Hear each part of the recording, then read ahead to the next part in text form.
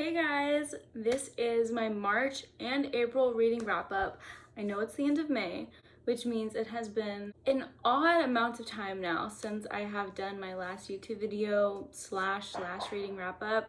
I unfortunately have been recovering from a medical issue, I'm not sure the right words, since March 28th. So just in time for me to film a March wrap up, I got super sick in all of April, and so far all of May I have been sick. But I am finally back in a better headspace, and I'm so excited to finally talk about these books.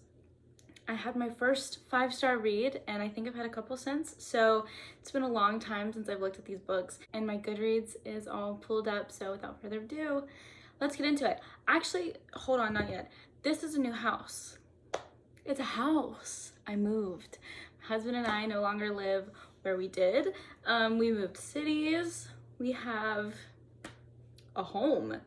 It's so weird. We're still moving. If I did this, you would see a giant box that has yet to be unpacked, along with many others that are just full of God knows what. So with that being said though, I am excited to finally do this. Okay, let's get into it. So the first book I read, I started February 28th and I finished it March 3rd. To Hate Adam Connor by Ella Mays, and I rated it 2 stars. My problem with this, I actually rated it 2.5. My problem with this is I really liked the idea of it. I thought it was a cool idea of a book, and it was something I hadn't read before, so I was pretty excited about it.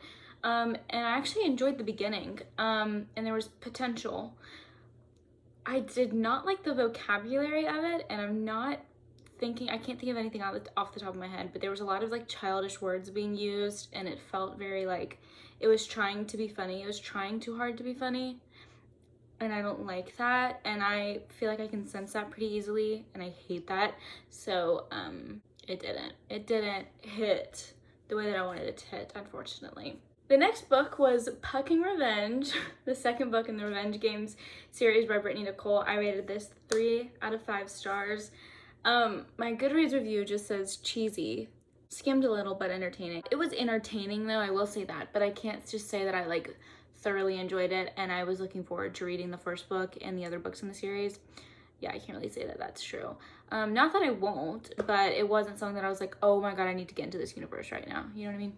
Next book was Bittersweet Surrender by QB Tyler. I'm a QB Tyler fan. I like a lot of her books. They're really short, and most of the time I can read them in like an evening. This one actually took me 4 days to read, which I know is still not a lot at all, but for me, usually QB Tyler books are easier to just finish in one setting because that's just kind of book she writes. I didn't love this one. I rated it 2 stars. I wrote that I usually love this author's books. This just wasn't in for me, and I actually ended up DNFing at 76%. Yeah, not her best work. I didn't love the romance. I didn't love the story. Wasn't a huge fan of the characters. So, just not for me. Okay, next book was Give Me Butterflies by Jillian Meadows. Yeah, let me go get her. This icon. Chef's freaking kiss, dude. Loved this book. Loved it. I gave it 4.5 stars. I came up with a chart that I have used very loosely now that is posted in my previous videos. And honestly, I was rating way too hard. I could look back now and name a few books that I think I could have easily given 5 stars that I was just like, no, I would have changed this one wording so it's not perfect. Which is like, if that's how you want to rate it, that's totally fine. But looking back, 5 stars. 4.5 here though, if we're being biblically accurate. If you're in the mood for something sweet and a bit emotional, kind of, you're looking for this, I fear. Can I read you this one? It won't spoil anything, I promise, but let me just read you this one. It was the first one I annotated. She's glowing all the time, illuminating everything around her, and the blazing light feels like a 3rd-degree sunburn for a man who has been in the dark for too long. Don't you just love them? Ignore my nails. Don't you just love them? I do. Let me know if you've read it. It's so good. Next read was my first ever reread. I don't really rewatch movies. I don't really rewatch television. so I just never thought to reread a book, but the off-campus casting was coming up and I wanted to get into the spirit. So I reread The Deal by Elle Kennedy, March 11th through March 12th, very quick. I rated it 4 to 5 stars, which is the same that I rated it the first time. Ate it up. Ate it up. March 12th through March 13th, I read The Single Dad, which is the 3rd book in the Dalton family series by Marnie Mann. And I rated this 3 out of 5 stars. I said this was really sweet. And it was. I did really enjoy this. It wasn't more than 3 stars because it just wasn't something that I hadn't read before. Marnie Mann has a book that I love, and I can't think of the name of it right now, but that kind of like encouraged me to read this in the first place. And also sometimes I'm just in the mood for a specific trope, and if you're looking for a nanny single dad trope, that's this book to a T. I don't remember this next book at all. Hold on. What? I don't remember this book. I'm sorry, but I read Against All Odds by C.W. Farnsworth, 2nd book of the Hold Hockey series. I read it March 14th through the 15th. I rated it 3.5. Okay. 3.5, my review says I thought it was sweet, a little slow at first, but I think overall I just wanted more from them and I enjoyed it. Now listen, the next book I read was my first 5-star of the year, and so worth it. Such a good book, and I hate all of you who don't praise this book the way you do every other book in the Chestnut Spring series. I read Hopeless by Elsie Silver, the 5th book, and none of you talk about it correctly, and it pisses me off. Absolutely no notes.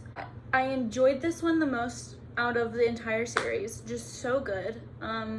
So I didn't read the back of the book. I think I've said this before, but I usually don't read the back of a book, or if I do, I read the back of the book, buy it, or I read the back of the book and save it, and then I'll just read it another time, and then I forget what it was even about to begin with. So when I opened this book, I had no idea what to expect. I absolutely fell in love with this. I think if you're looking for something with like a little more like best book in the whole series, I'm so serious, and like it's not even close. It's like not even close. Bo and Bailey. Yep. Oh, next book was a flop. Only You by Melanie Harlow was 2 stars for me. I skimmed like the last half of it, so basically like DNF'd it. It was so predictable, it was so redundant, and it didn't do it for me. A lot of her other books did, like the Fireman book, I think. A lot of her other books that I've read, I've really enjoyed. This just did not cut it, unfortunately. Next book was, oh my god, I was kind of peer pressured by my friend Grace to read this, finally. It had been on my TBR for probably like 2 years now. Out of pure curiosity, because I've never read a book like this and still haven't read a book like this. I read Pucking Around by Emily Rath, 4 out of 5 stars. I didn't hate it at all. I enjoyed it. It was weird. It was crazy. I felt crazy. It was very well written and I really enjoyed it. So I recommend it if you're looking to spice up your bookshelf.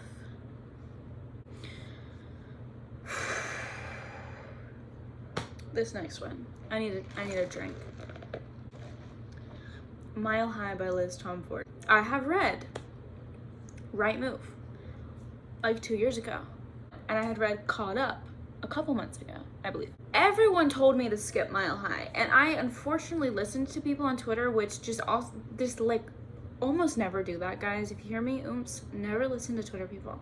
They're insane. Mile High does not deserve to be skipped, and I'm very curious about you people who have so many negative opinions about Z and Stevie. I'm sorry, they're like just so unproblematic. I just can't, like, there's nothing problematic about them as a couple, and I don't understand how anyone could just start like randomly hating on them for things that they enjoy in other books by other characters who may just not look like them, and that bothers me a little bit. So this was a 4 to 5 for me. I loved him, and I wrote in my review, why did y'all tell me not to read this one, in all caps with question marks everywhere. This sets up the entire Windy City series that I just finished yesterday.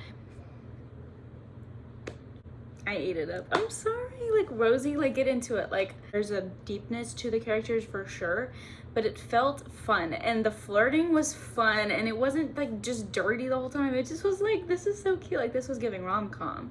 And unfortunately, a lot of you haters don't get it. I don't trust you, and you're not invited to the birth of my firstborn. Wild Love by Elsie Silver. It's the first book in the Rose Hill series. I read it March 26th through the 27th, and I rated it 4 out of 5 stars. Loved this book. I loved how they did this trope. A lot of the time, I don't like second chance books. 1, it's traumatic. 2, I can't get into it.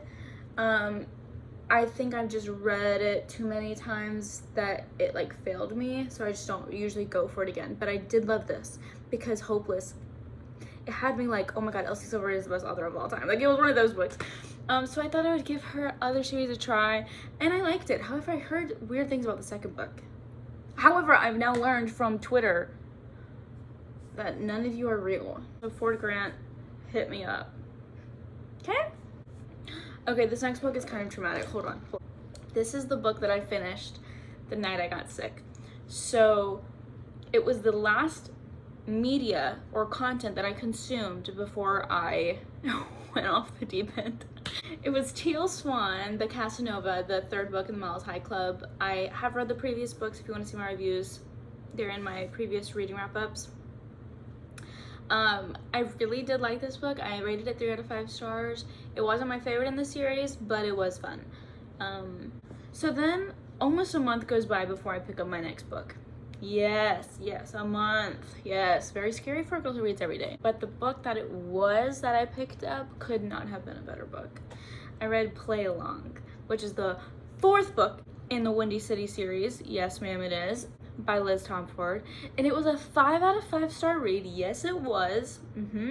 Redhead representation automatically made it a 3. So going from there, it was pretty easy to add the 2 stars. If you read the book, you understand. Perfect book to read after not being able to all month is my Goodreads review.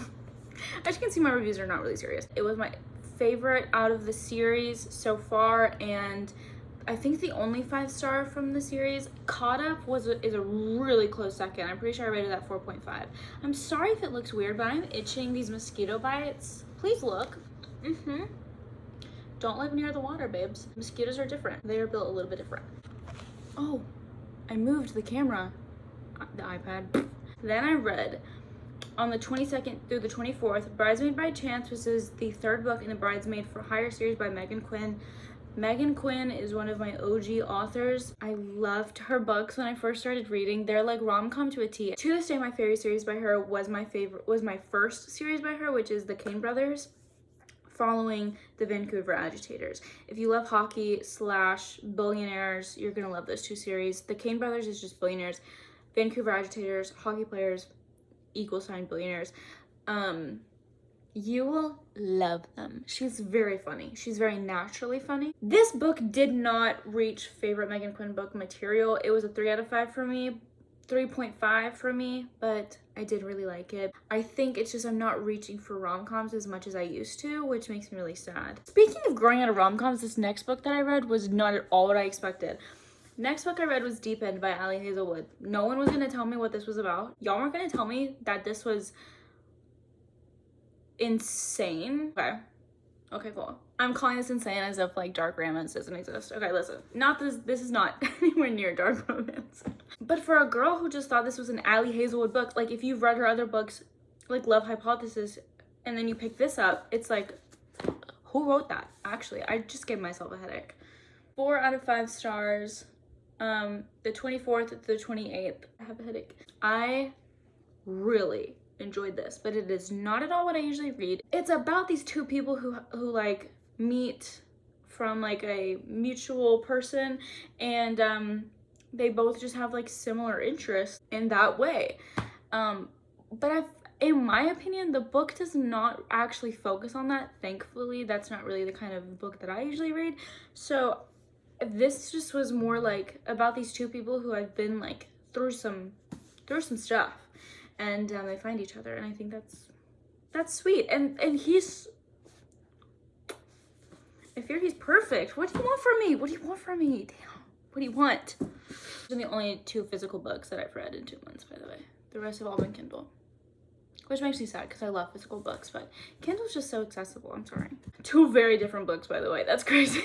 Okay, so we got through April. I hope to make more content in this new house, and not to like be weird and stuff, but like making content has been something that I wanted to do since I was a little girl, and also like have done in various ways, whether it's acting or it's performing music, or just like filming random TikToks or Instagram posts or my bookstagram, stuff like that. Like making content is just fun for me, even if it's just like on my Twitter. Like I just like enjoy that kind of thing. And so I appreciate those who watch this, and I hope someone sees this. I know it's like so late. It's so late. It's like 2 months late for March.